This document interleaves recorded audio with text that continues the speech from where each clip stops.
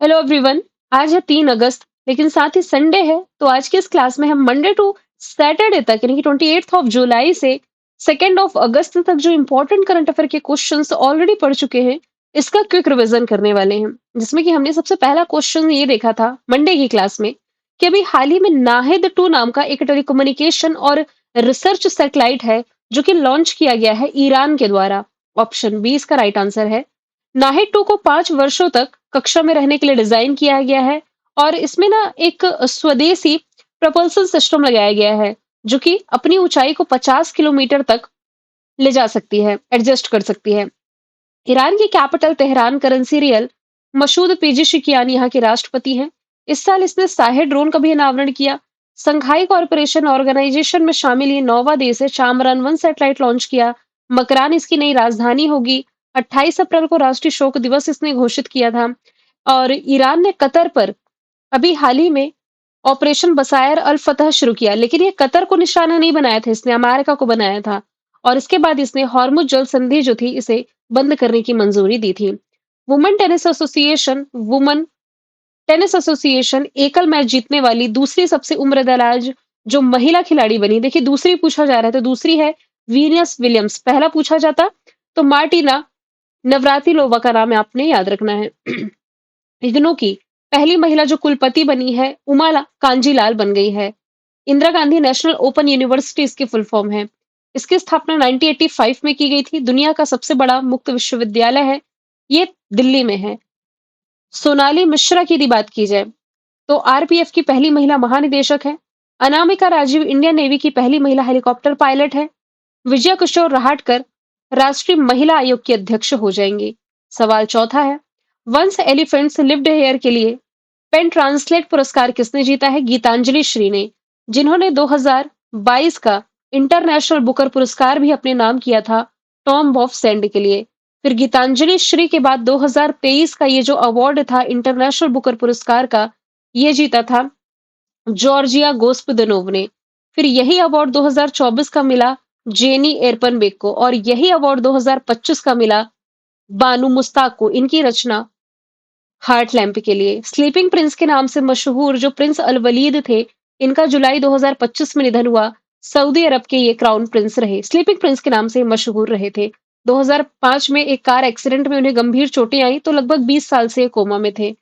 किस राज्य में सारल विझा नामक मॉनसून फेस्टिवल मनाया गया? तो ये फेस्टिवल मनाया जाता है तमिलनाडु में।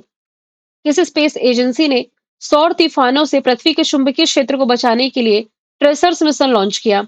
ये नासा के द्वारा लॉन्च किया गया मिशन है ट्रेसर्स, जिसकी फुल फॉर्म बनती है tandem reconnection and cusp electrodynamics and reconnaissance satellite. और यूएनजीसीएनआई के नए अध्यक्ष के रूप में रिसेंटली नियुक्ति कर दी गई है वैशाली निगम सिन्हा की। इंटरनेशनल अपॉइंटमेंट की तरफ यदि हम बढ़े तो United Nations World Tourism Organization की पहली महिला अध्यक्ष सेखा अल नोवेस है, Sheikha Nasser Al Nowais. International Olympic Committee की पहली महिला अध्यक्ष क्रिस्टी कॉन्वेंट्री है, जबकि कॉमनवेल्थ की पहली महिला महासचिव सरली बोचवे बनी है। 27 जुलाई को सीआरपीएफ ने किस क्रम का स्थापना दिवस मनाया? 87 नंबर का। सीआरपीएफ का फॉर्मेशन ईयर 1939, दिल्ली में हेडक्वार्टर। ज्ञानेंद्र प्रताप सिंह इसके महानिदेशक हैं।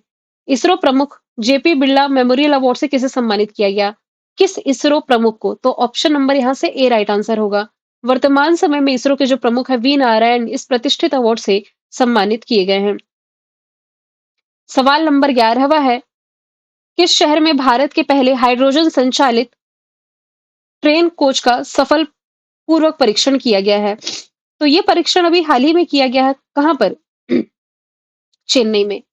आंसर नंबर यानी कि ऑप्शन इसका बी राइट आंसर हो जाएगा। तमिलनाडु की कैपिटल चेन्नई में इसका सफलतापूर्वक परीक्षण किया गया है।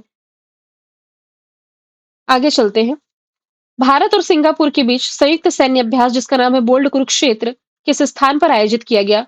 तो बोल्ड कुरुक्षेत्र का ये 14th एडिशन था, जो कि आयोजित किया गया था जोधपुर राजस्थान में। वैष्णवी अदकर वर्ल्ड यूनिवर्सिटी गेम्स में आयोजित किस पदक में जीतने वाली पहली महिला खिलाड़ी बनी? तो ये टेनिस से रिलेटेड है। किस दिन वर्ल्ड हेपेटाइटिस डे मनाया जाता है? जुलाई महीने की 28 तारीख को वर्ल्ड हेपेटाइटिस डे मनाया जाता है। इस बार की थीम रही है हेपेटाइटिस आइए इसे तोड़े, यानी कि hepatitis let's break it down. FIDE शतरंज वर्ल्ड कप जीतने वाली पहली भारतीय महिला बनी है दिव्या देशमुख। इन्होंने फाइनल में हराया है कोनेरू हम्पी को। फाइड का फॉर्मेशन ईयर 1924 लॉजन में हेडक्वार्टर अर्काडी डोकोरविच अध्यक्ष है। उपाध्यक्ष विश्वनाथन आनंद है। अशोक गजपति राजू ये किस राज्य के 22वें राज्यपाल नियुक्त किए गए? ये गोवा के 22वें राज्यपाल बन गए हैं। टेस्ट क्रिकेट में सर्वाधिक रन बनाने वाले जो दूसरे बल्लेबाज बने हैं इंग्लैंड के जो रूट हैं। पहले नंबर पर है भारत के सचिन तेंदुलकर।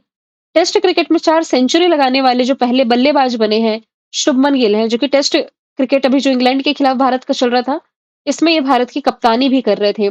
IRDAI के अध्यक्ष के रूप में किसकी नियुक्ति की गई है? तो अभी हाल ही में अजय सेठ बने हैं IRDAI के प्रमुख। इसका फॉर्मेशन ईयर 1999 है। हैदराबाद में हेडक्वार्टर है। प्रवीण सूद है सीबीआई के महानिदेशक। सुमन बेरी है नीति आयोग के उपाध्यक्ष। अजय कुमार हो जाएंगे यूपीएससी के अध्यक्ष। भारत ने 5 वर्षों के अंतराल के बाद किस देश के नागरिकों को टूरिस्ट वीजा जारी करना फिर से शुरू किया है? टूरिस्ट वीजा ये भारत फिर से चाइना के नागरिकों को जारी करना फिर से शुरू कर दिया है। संसद टीवी के सीईओ के रूप में किसकी नियुक्ति की गई है? लोकसभा के महासचिव उत्पल कुमार सिंह को यह एडिशनल चार्ज दिया गया है। अजय कुमार यूपीएससी के हेड है। निधि तिवारी प्राइम मिनिस्टर नरेंद्र मोदी जी की निजी सचिव है। भूपेंद्र यादव हो जाएंगे इंटरनेशनल बिग कैट अलायंस के प्रमुख। किस स्थान पर भारतीय सेना द्वारा ऑपरेशन महादेव की शुरुआत की गई? तो जम्मू कश्मीर पर मतलब आतंकवादियों का सफाया करने के पर्पज से ऑपरेशन महादेव चलाया गया। इसके पहले ऑपरेशन केलर और नादेर की शुरुआत ऑलरेडी की जा चुकी है। अंतरराष्ट्रीय बाघ दिवस ये जुलाई महीने की 29 तारीख को मनाया जाता है। प्रोजेक्ट टाइगर की जो शुरुआत है भारत में 1973 से की गई थी। हाल ही में यूईएफए महिला यूरो कप जो 2025 का था, ये किसने जीता है? तो इंग्लैंड ने स्पेन को हरा करके ये खिताब अपने नाम किया। प्राइम मिनिस्टर नरेंद्र मोदी जी ने किस राज्य में तूतीकोरिन हवाई अड्डे के नए टर्मिनल भवन का उद्घाटन किया? तो ये आपने रिलेट करना है तमिलनाडु से। बैडमिंटन एशिया जूनियर चैंपियनशिप 2025 में वुमेन एकल की कैटेगरी में एक ही संस्करण में 2 पदक जीतने वाली पहली भारतीय जोड़ी तन्वी शर्मा और वेनेला कटगोटला की बनी है। एटालिन प्रोजेक्ट की प्रस्तावित उत्पादन क्षमता है 3087 जो कि बन रहा है कहां पर? दिबांग नदी की सहायक नदियों पर अरुणाचल प्रदेश में। किस संगठन ने 2030 तक सभी के लिए किफायती नेत्र देखभाल उपलब्ध कराने के लिए ग्लोबल स्पेक्स 2030 की शुरुआत की? इसकी शुरुआत डब्ल्यूएचओ के द्वारा रिसेंटली कर दी गई है। डब्ल्यूएचओ का फॉर्मेशन ईयर 1948 जेनेवा में हेडक्वार्टर है। टेड्रोस अदानोम प्रमुख है। इसने अभी हाल ही में सेनेगल को ट्रैकोमा मुक्त डिक्लेयर किया। सूरीनाम जो है डब्ल्यूएचओ द्वारा मलेरिया मुक्त होने वाला पहला अमेज़न क्षेत्र का देश बना। मां से बच्चे तक एचआईवी संचरण को समाप्त करने के लिए डब्ल्यूएचओ की गोल्ड टियर स्थिति प्राप्त करने वाला पहला अफ्रीकी कंट्री बोत्सवाना है। और ट्रैकोमा उन्मूलन के लिए सर्टिफिकेट रिसेंटली डब्ल्यूएचओ ने भारत को यह अवार्ड दिया है। हाल ही में किस संस्थान ने वाहनों के अंदरूनी हिस्सों में प्लास्टिक के पर्यावरण अनुकूल यानी कि इको फ्रेंडली ऑप्शन के रूप में बास पॉलीमर कंपोजिट विकसित किया है? तो ये आपको रिलेट कर लेना है आईआईटी गुवाहाटी से। इस कंपोजिट में पूर्वोत्तर भारत की एक तेजी से बढ़ने वाली जो बैम्बू की प्रजाति है बंबूसा टुल्डा, इसका प्रयोग किया गया है। आरबीआई के केंद्रीय बोर्ड में निदेशक के रूप में किसकी नियुक्ति की गई है? अनुराधा ठाकुर की। आरबीआई के वर्तमान में गवर्नर 26वें नंबर के हैं संजय मल्होत्रा। मॉर्निंग कंसल्ट ने एक रिपोर्ट रिलीज की जिसमें कि दुनिया के सबसे लोकप्रिय नेता बनकर के उभरे हैं प्राइम मिनिस्टर नरेंद्र मोदी जी 75% की रेटिंग के साथ। इसके बाद साउथ कोरिया के राष्ट्रपति, अर्जेंटीना के राष्ट्रपति, कनाडा के प्रधानमंत्री और ऑस्ट्रेलिया के प्राइम मिनिस्टर का नाम है। किस देश ने गजब नाम की दुनिया की सबसे शक्तिशाली गैर परमाणु बम का अनावरण किया? तो ये आपको तुर्की से रिलेट कर लेना है। गजब का मतलब क्रोध होता है तुर्किश लैंग्वेज में। तुर्की की capital Ankara currency Turkish lira है। ऑपरेशन दोस्त भारत ने यहाँ चलाया था और इसने अपनी पहली hypersonic ballistic missile typhoon block 4 का भी अनावरण किया है।